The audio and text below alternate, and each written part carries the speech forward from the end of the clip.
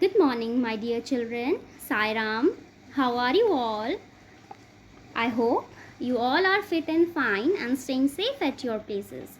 So, children, now you all are done with your internal assessment, right? You all have done a great job. Keep up your good work. So, children, today we will going to start a new chapter from your New Voices book. Okay, from your New Voices book. So, before that, let's see a picture. Have you seen this insect, children? Okay, some of you might have and some of you might not, right? So this picture is of silkworm. This picture is of silkworm. Okay, silkworm. This picture is of silkworm. And can you see this ball type thing here? This thing is cocoon. This thing is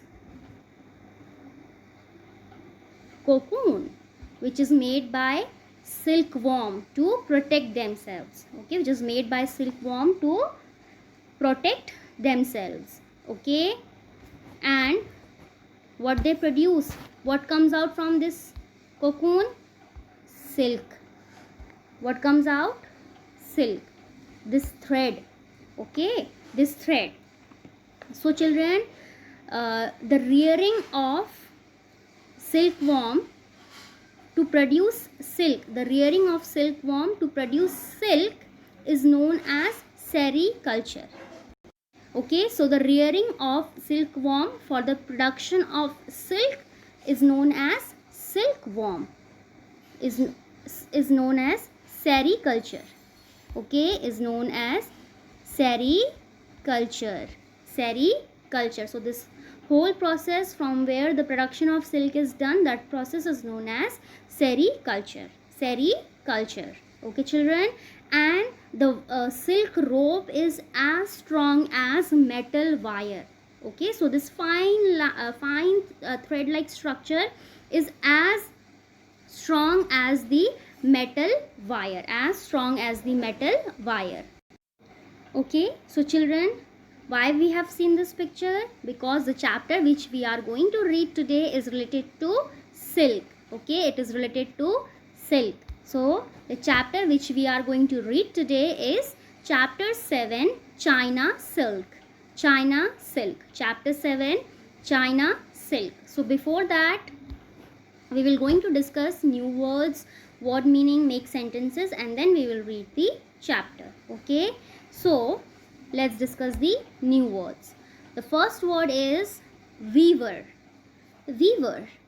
W-E-A-V-E-R. Weaver. Weaver. Second, immediately. Immediately. I-M-M-E-D-I-A-T-E-L-Y. Immediately. Third one is confined. Confined. C-O-N-F-I-N-E-D.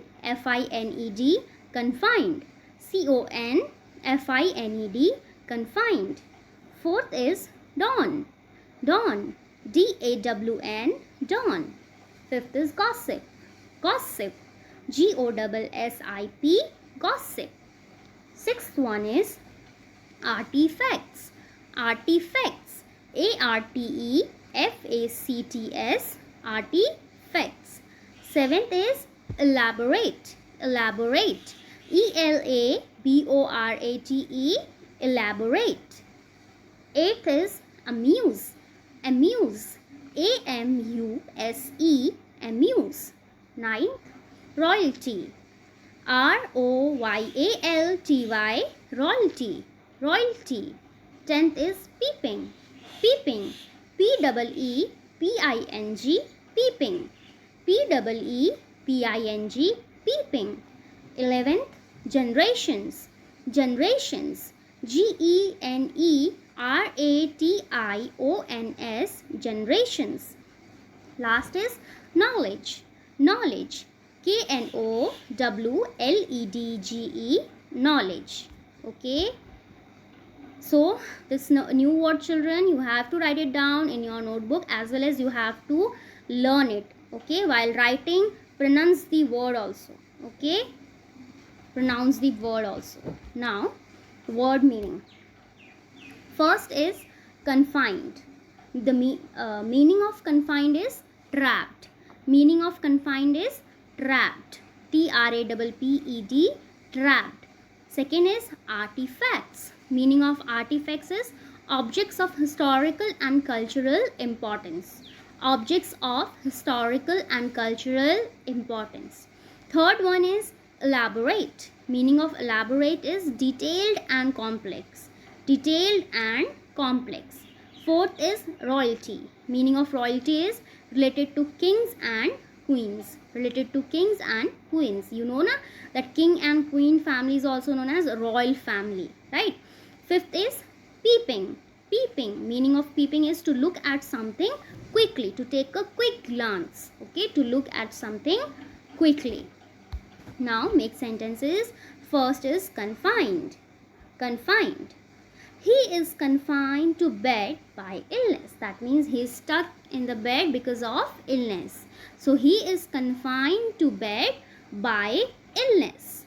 Second is peeping. I saw her peeping through the curtains into the room.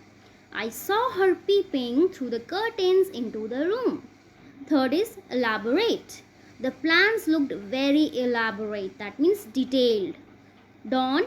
Dawn is the, you can say, the time before the sunrise. Okay. To watch the sunrise must wait till dawn. To watch the sunrise must wait till dawn. Amuse. He made funny faces to amuse the children.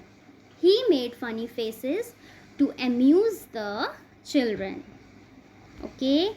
So children, this word meaning, make sentences, new words, you all know that you have to write it down in your notebook. Okay. So children, this chapter China silk is based on the Chinese folktale. Chinese folktale. Okay. Because silk is originated from the China. Okay. Silk is originated from the China. Okay. So this story is based on the Chinese folktale. So this story is written by, this chapter is written by Sudha Murthy. Sudha Murthy, and she was born on 1950. Sudha Murthy was born on 1950. Okay, Sudha Murthy is an Indian social worker. Who are social worker? Who works for the welfare of society. Okay, without getting any benefits. So Sudha Murthy is an Indian social worker and writer in Kannada and English. So she writes book in Kannada and English language. Okay. Her collection of stories, How I Taught My Grandmother to Read and Other Stories, brings forth her memories and experiences with her grandparents. Okay. So the book How I Taught My Grandmother to Read is based on her experiences, on her memories which she had with her grandparents. Okay. So she is Sudha Murthy. Sudha Murthy, who has written this story. Okay. So now we will start reading the chapter. Okay. Okay. So a long time ago, in a tiny village in China, there lived a poor girl from a weaver's family. Weaver's family means, weavers means who make clothes, who make clothes. One day the emperor was passing through the village and saw her working in the fields. Emperor means the ruler, the king. Okay, so one day when the king was passing through the village, he saw he saw one girl working in the fields. He noticed her proud bearing and her rough work-worn hands. Work-worn hand means the hands which get very rough because of doing hard work, which meant she worked very hard through the year. He immediately fell in love with her and decided to marry her. Okay, so this story is from a long time ago, where a poor girl lived in a small village in China. Okay, and she belongs to the weavers family. Weavers means who make clothes. So one day when she was working in the fields, when the king passed through the village, he saw that poor girl, okay, and he thought that how proudly she is working throughout the year, that her hand is also worn out, right? So when he saw her, immediately he fell in love with her and he decided that he will marry that girl only. Okay, so the girl married the ruler of the land and went to live in his palace as his beloved queen. Earlier she was a poor girl, now she became queen. Okay, earlier she was living in a tiny village, now she has moved to the palace. But she was unhappy. Why? Earlier she was poor, she was working so hard through the year that her hands are also got rough because of working very hard, right? And she was living in a tiny village. Now she has become a queen, now she is living in a palace. But then also she was unhappy. Why? She had grown up in the wide open spaces of countryside. Countryside is village. You all know how village area is, right? So she was not feeling good, not feeling happy, not feeling satisfied being the queen and living in the palace. Okay, she has, you can say, she was grown up in the wide open spaces of countryside, and now she was confined to a palace. Okay, now she is confined to a palace. She was used to working from dawn to night without a moment's rest. Okay, she used to work so hard, she was very hard working. From dawn to night she worked without taking a moment rest. But now she had many servants to take care of her needs and did not know how to fill her time. Now she has free day, all days are free. Now she has nothing to do, because to do all the work servants are there, to fulfill all her needs servants are there. So now she has no work to do. Okay, so in the village she had been surrounded by family and friends who exchanged news and gossip as they worked. Okay, so she was not only missing the wide open spaces of village, but also she was missing her family and friends. They used to get together, they used to exchange news and gossip, and they used to work together. So she was missing that happiness also. So but in the palace it was quiet and no one spoke out of turn.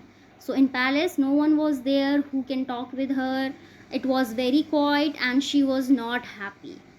The emperor noticed his wife was sad and tried his best to make her happy. Okay, so the king found out, he noticed that his wife is not happy living in the palace. So he tried his best to make her happy. He bought her grand clothes and jewels and artifacts. So he thought that he just tried that he will make her happy. So what did he do? He bought some clothes, okay, royal clothes. He bought some jewelries, artifacts, and he threw elaborate parties and hired the best musicians of the land to amuse her. Yet she was sad. Doing all those things, trying his best, he was not able to make her happy. Nothing changed. Now also she is sad, because these are not the things she want or she needed. So what would make the empress happy? What would make that queen happy? Why? So one afternoon the empress sat under a mulberry bush in her garden, lost in her thoughts about her village. She slowly sipped her hot water from a cup. So one afternoon she sat under a mulberry bush in the garden, okay, and again she was lost in thoughts and memories of her village only, and she slowly take a sip from a cup, or she was taking a sip of a hot water from her cup. She was staring up at the blue sky. The girl remembered the birds that flew over her village. Seeing the birds, seeing the sky, everything was making her to remember the everything's are bringing back the memories of village in her mind. Okay, so Then sighing softly to herself, she picked up her cup to take another sip. But what was this? A cocoon from the mulberry bush had dropped into the hot water. I have shown you the picture of cocoon, right, children? Yes. So when she was staring up at the blue sky, seeing the birds, she could only think about her village only. So she shied, and she picked up her cup to take another sip, and on that moment he saw something inside her cup, and she saw that one cocoon dropped into the hot water. But then she took a closer look. Okay, she took take a closer look, and she saw some threads peeping out from the cocoon. The moment cocoon dropped inside the hot water, yeah, dropped into the hot water, what happened? Started getting open up, and from the inside, what it was peeping? Thread was peeping. That means thread was coming out. So where had they come from? She pulled the thread. They were thin, strong, and shiny. She kept pulling, and a long line of thread came out. Now the empress had a great idea. She would take the thread from many cocoons and weave soft and strong cloth from it. So when she took a closer look, she found out that inside the cocoon threads are coming out, and that thread is very strong, shiny, and very thin. So she get a very great idea. She got a very great idea that now she will collect, or she will take many cocoons and make a soft and strong cloth from it. Okay, so she sat under the mulberry bush, and from here she found out the cocoon, and from the inside the cocoon threads were coming out, and she got a great idea that she will now weave, or you can say make a cloth from strong cloth from cocoon. So children, to know what will happen next, we will continue with our next video. So children, go through the lesson again and read it. Okay, learn new words, and do it in your notebook. So children, take care. Sai Ram.